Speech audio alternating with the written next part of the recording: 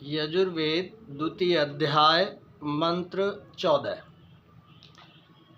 इसका जो भाव है उसमें कहा कि हे जीव, तू यात्रा को बढ़ाने वाला है। अग्ने एषा ते समित। जीवन यात्रा को बढ़ाने वाले जीव, यही तेरी दीप्ति है, चमक है।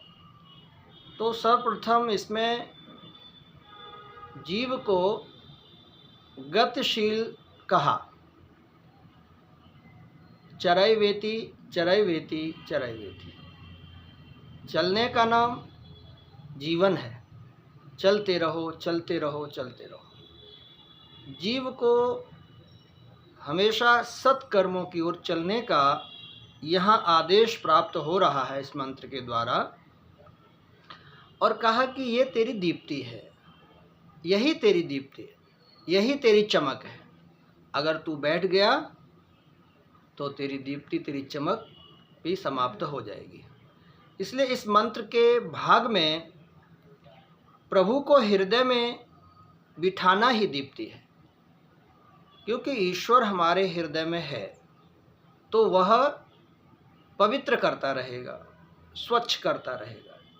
और अगर हम उसको बिठाएंगे तो बिठाने से पहले एक सामान्य रूप से जब कोई अतिथि घर में आता है, कोई विद्वान घर में आता है, सत्पुरुष घर में आता है, तो हम लोग अपने घर को झाड़ू लगाना, पोछा लगाना और स्वच्छ करना, उसको पवित्र करते हैं। और एक प्रसन्नता भी होती है कि हमारे घर में कोई आ रहा है।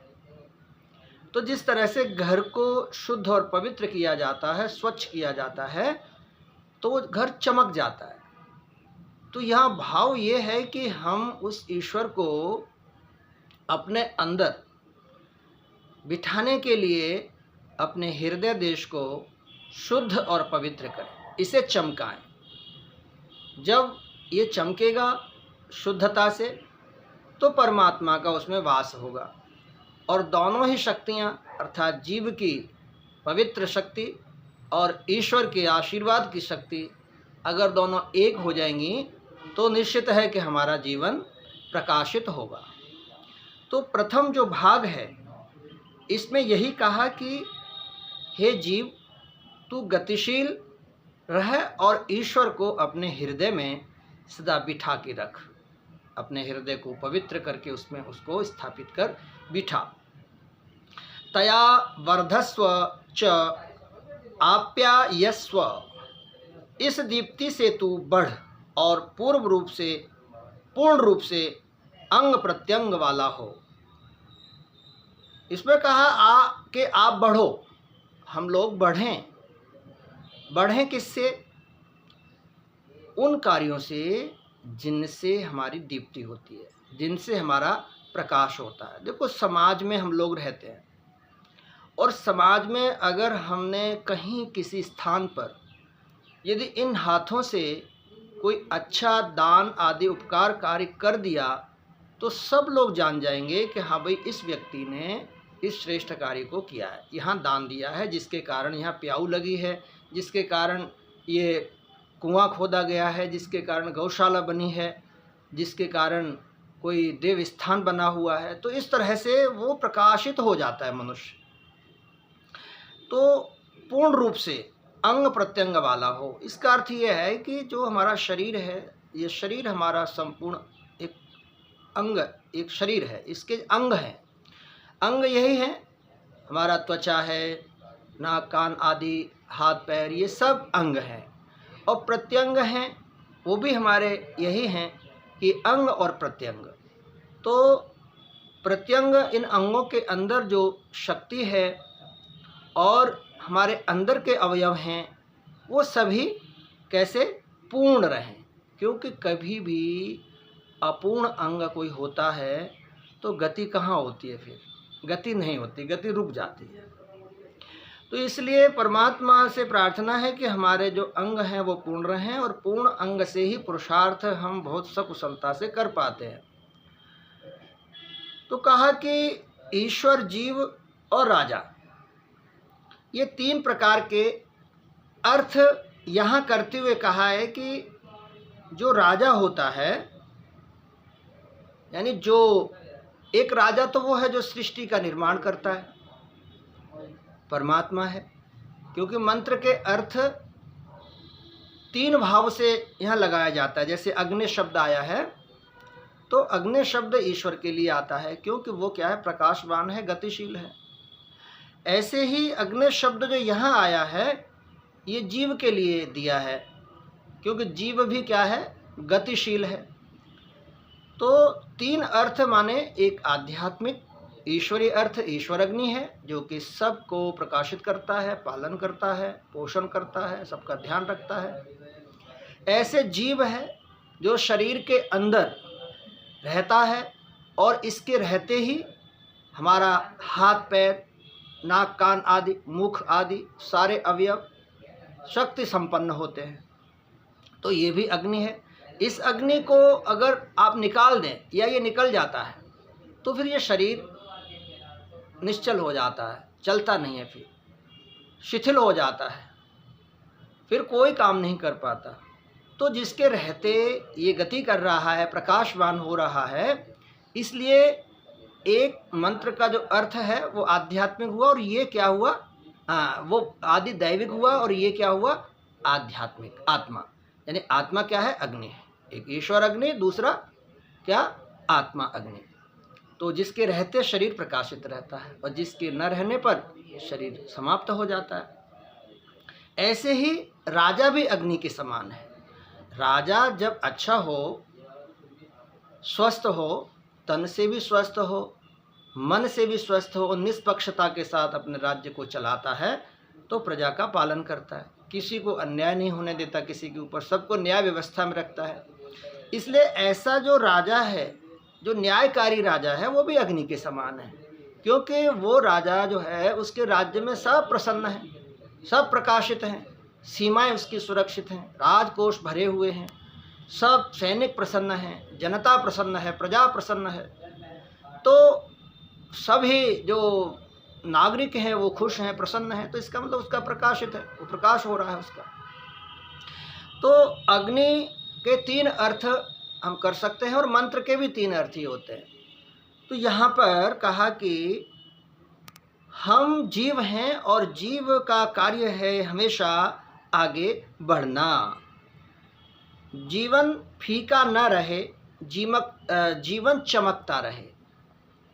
चमक हमारी तभी होगी जब सत्कर्म और उपकार के कार्य हम करेंगे, तो हमारे जीवन में चमक सदा बनी रहेगी। आगे इसमें कहा, वयम वधिर्षीमहि च आप्यासिषीमहि, हम निरंतर बढ़ें और हमारे एक एक अंग का आप्यायन हो, यानी वृद्धि हो। तो पूर्व में भी यही बात कही है, और यहाँ पर भी यही बात कही है। इसलिए हम आगे चलते हैं, क्योंकि वो बात यहाँ समानता है, वृद्धि की बात कही है, आगे बढ़ने की बात इस भाग में भी कही है। फिर आगे क्या कहा, अग्ने वाजजित वाजम शस्त्र वांसम, हे उन्नतिशील जीव, सब शक्तियों व धनों के विजेता, शक्ति की ओर चलने में तू सफल हो। देखो, जीव कभी हारता नहीं है, जीव कभी थकता नहीं है, क्योंकि जीव कोई ऐसा नहीं है कि जिससे जो थकान को महसूस करे। थकान किसको होती है, शरीर को। तो कहा कि मन हार जाता है, तो मन के हारे हार, मन के जीते जीत। यदि मन हमारा जीवात्मा यदि बलिष्ठ है, मजबूत है, शक्ति संपन्न है, ईश्वर की शक्ति से संपन्न है, तो वो कभी नहीं रुकेगा। हमारे बहुत से ऐसे शास्त्र हैं जिनमें आता है कि या तो कार्य को प्रारंभ मत करो, और अगर कार्य प्रारंभ किया है और उत्तम कार्य है, तो फिर उसको बीच में मत छोड़ो, उसको आगे तक लेकर के जाओ। ये हमारे विद्वानों ऋषियों का ऐसा कथन कहीं पढ़ने को हमें प्राप्त होता है।